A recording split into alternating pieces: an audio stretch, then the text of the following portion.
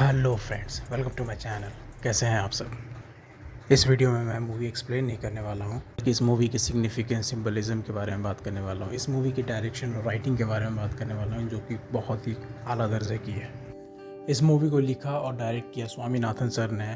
और इस मूवी की डायरेक्शन की बात करें तो बहुत ही अच्छी है, बहुत अच्छी। ये मूवी डिफरेंट टाइमलाइन पर चलती है और डायरेक्टर ने क्रिएटिव लिबर्टी लेते हुए कहीं भी किसी भी टाइमलाइन को मेंशन नहीं किया है। डायरेक्टर ने स्क्रीन पर कुछ ऐसी चीज़ें छोड़ी हुई है जिसे देखकर आप समझ में आएगा कि ये किस टाइमलाइन पर चल रही है। अब बात करते हैं इस मूवी में सिंबलिज्म का जो इस्तेमाल किया गया है। जैसे कि इस मूवी के पहले ही कुछ फ्रेम के बाद दिखाया जाता है जहाँ हमें लीड कैरेक्टर, जिसका नाम महाराजा होता है, वो एक दुकान पर खिलौने खरीद रहा होता है और जस्ट उस दुकान के सामने जो घर होता है उसमें उसकी बीवी और एक बच्चा होता है जो वहाँ से इशारा कर रहे होते हैं। यहाँ महाराजा एक काला कलर का मूर्ति खरीदता है जो कि एक बच्चे और एक माँ की होती है। और तभी एक ट्रक जो होता है वो सामने वाले घर में, जिसमें उसकी बीवी और बच्चे होते हैं, वो वहाँ टक्कर मार देता है और इस झटके को देखकर उसके हाथ से वो खिलौना छूट जाता है और वो मूर्ति टूट जाती है।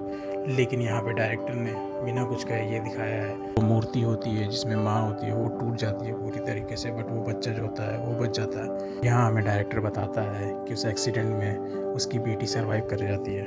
फिर कुछ फ्रेम के बाद ही हमें महाराजा का दूसरा घर दिखाया जाता है जहाँ वो अब रह रहे हैं, जो कि मेन सड़क से बहुत दूर होती है। और यहाँ पे डायरेक्टर हमें बताता तो नहीं है, लेकिन हमें समझना होता है कि महाराजा उस एक्सीडेंट के ट्रॉमा से इतना ज़्यादा प्रभावित हुआ है कि वो अपना सब कुछ बेचकर एक दूर कहीं गांव में ज़मीन खरीद कर वहाँ घर बनाता है ताकि कोई भी ट्रक या बस, बड़ी वाहनें वहाँ पर नहीं पहुँच सके। एक फ्रेम में हमें दिखाया जाता है कि महाराजा ज़मीन पर लेटा हुआ होता है और वहाँ एक सांप आता है।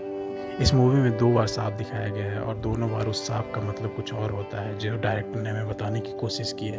पहले फ्रेम में जब हमें सांप दिखाया जाता है तो वो उसके घर में होता है, जो कि हमें ये दर्शाता है कि सांप जो होता है वो खुद के अंडे को खा जाता है, जो कि वहाँ हुआ था क्योंकि सेल्वम अपने खुद की ही बेटी को बहुत मारता है। दूसरा सांप हमें पुलिस स्टेशन में दिखाया जाता है, जो कि ये दिखाता है कि महाराजा यहाँ पे आस्तीन का सांप, मतलब कि जो ट्रेटर होता है, जो पुलिस स्टेशन में पुलिस का काम करते हुए भी अपना खुद का काम कर रहा होता है, वो उसे ढूंढने आता है। तो दूसरा सांप हमें ये दिखाने की कोशिश किया जाता है। महाराजा को हमें 2 बार दिखाया गया है जहाँ वो किसी चीज़ को पकड़ लेता है तो वो छोड़ता नहीं है, जो कि हमें ये दर्शाता है कि महाराजा अगर अंदर दृढ़ निश्चय से किसी चीज़ को थाम लेता है कि अगर मुझे ये करना है तो वो करना है, जो कि यहाँ पर महाराजा के कैरेक्टर को शो करता है। इस मूवी का जो विलन होता है जिसका नाम सेल्वम होता है, उसकी भी एक बेटी होती है और वो भी एक अच्छे बाप की तरह अपने बेटी को सब कुछ देना चाहता है, लेकिन उसका तरीका बिल्कुल गलत है। तो बेसिकली हमें यहाँ पर 2 बाप दिखाए जाते हैं जिनकी 2 अलग अलग बेटियाँ हैं और दोनों ही अपने बेटियों के लिए कुछ करना चाहते हैं, लेकिन दोनों का रास्ता बिल्कुल भी अलग है। एक फ्रेम में हमें दिखाया जाता है कि मूवी का जो विलन होता है जिसका नाम सेल्वम होता है, वो अपनी बेटी के बर्थडे के लिए पान का सबसे महंगा लॉकेट खरीदता है, जो कि एक रेड डायमंड होता है। और फिर वही लॉकेट हमें मूवी के एंड में दिखाया जाता है, सेल्वम के खून से रेड हो जाता है, जो हमें दर्शाता है कि बुरे कामों का नतीजा बुरा ही होता है। आप बुरे कामों से कितना भी महंगा चीज़ खरीद ले, वो खून ही मांगती है।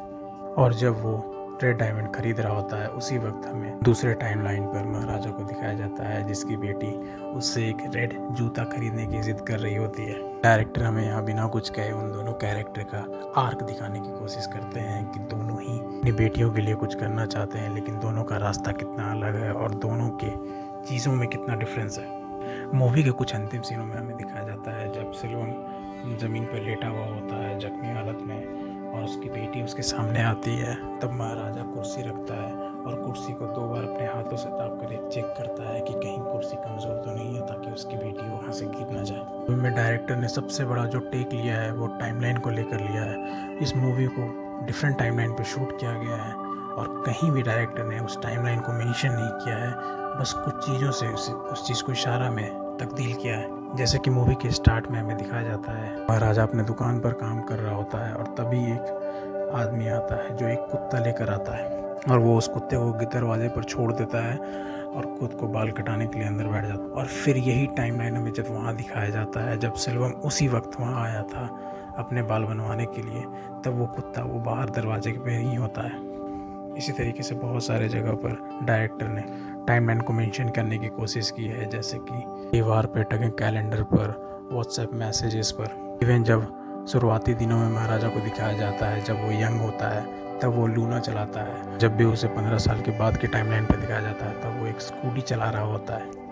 डायरेक्टर ने हर एक बारीकी पर ध्यान दिया है, इसीलिए मैं इस मूवी के बारे में बात करना चाहता था। और सीन में हमें दिखाया जाता है जो सेल्वम का एक दोस्त होता है जो कि एक कार मैकेनिक होता है। उसी के वर्कशॉप में वो मोटा सा आदमी आता है अपनी गाड़ी बनवाने, जो कि एक हीरो का फ़ैन होता है और उसी का चश्मा वो उस गाड़ी में छोड़ चुका होता है। और जब दोबारा से वो लौट कर अपने चश्मे को मांगता है तब वो बार बार कहता है कि तुमने मेरी गाड़ी को 300 किलोमीटर एक्स्ट्रा चलाया है। इसका मतलब ये है कि रात भर वो 300 किलोमीटर चलाया गया था गाड़ी।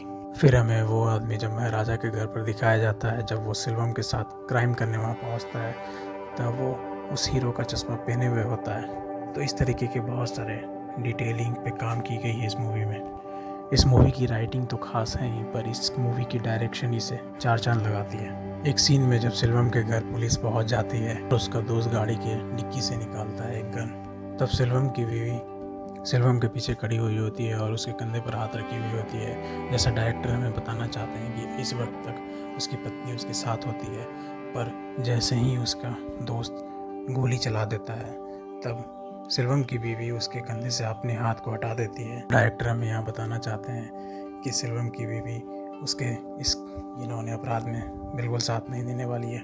जब हमें मूवी में बता दिया जाता है कि महाराजा की बेटी अभी कोमा में है, तब हमें उसे स्क्रीन पर दिखाया जाता है। हाँ, वो बिस्तर पर लेटी हुई होती है और उसके बिस्तर के नीचे वो कचड़े का डब्बा होता है जिसका नाम उसने लक्ष्मी रखा हुआ होता है। यहाँ पर डायरेक्टर हमें बताना चाहते हैं कि महाराजा आज भी सोचता है कि वो कचड़े का डब्बा उसकी बेटी को बचा लेगा। मूवी के अंतिम में जब हमें सेल्वम और महाराजा का आमना सामना दिखाया जाता है तब सेल्वम गुस्से से ही देख रहा होता है, लेकिन महाराजा सब कुछ जान रहा होता है और वो सदमे में चला जाता है। यहाँ पर सेतुपति सर की एक्टिंग कमाल की है, जो कुछ भी ना कहें वो उस डिलेमा को बता रहे होते हैं। सो ओवरऑल ये मूवी बहुत ही अच्छी है, एक मास्टरपीस है direction wise, acting wise, writing wise. और इस मूवी को मैं एक्सप्लेन इसलिए नहीं करना चाहता हूँ क्योंकि मैं चाहता हूँ कि लोग इसे देखें और उसके बाद जब इस चीज़ को सुने तो उन्हें समझ आए कि डायरेक्शन में कितनी काम की गई है। और अगर आपको इस मूवी की एक्सप्लेनेशन चाहिए विथ टाइमलाइन और सारी डिटेल्स के साथ तो मुझे कमेंट करें, मैं इस मूवी की एक्सप्लेनेशन वीडियो बनाने की कोशिश करूँगा। तब तक के लिए like share and subscribe. Have a nice day.